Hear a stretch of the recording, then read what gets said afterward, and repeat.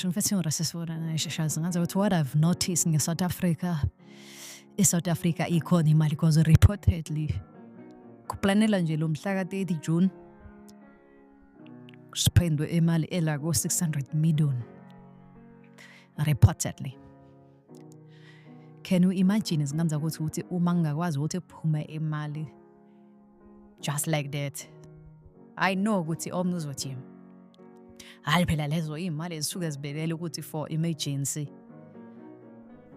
So you telling me ukuthi kunemali elungiselelwa izinto ezinaziwa nokuthi zizokwenzeka kodwa i-reality esiyifaceayo zilingabi into ezi-reality vethu. Le endlini ezingekho grandi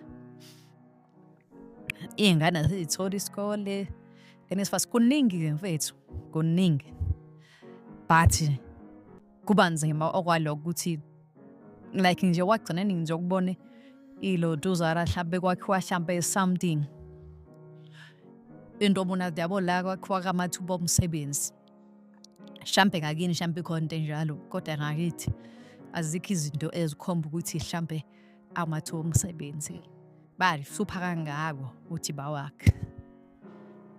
So you tell me ukuthi kodwa kunemali ezikwazi ukuthi mazidingeka zona ziyaphuma. Bafethu like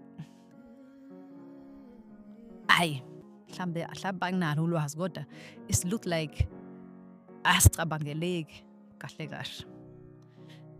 It look like imali ikhona but ithina nje angazi sinamashwa noma simani.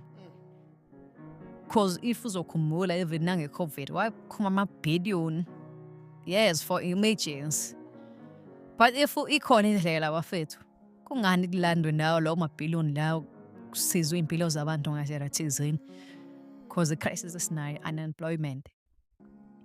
Uma kanti ikwazi ukuthi kutholakale imali just like that akuzanya phela mfethu ukuthi kuliwe nale unemployment.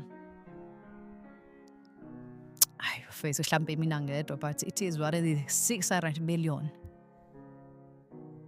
Ayi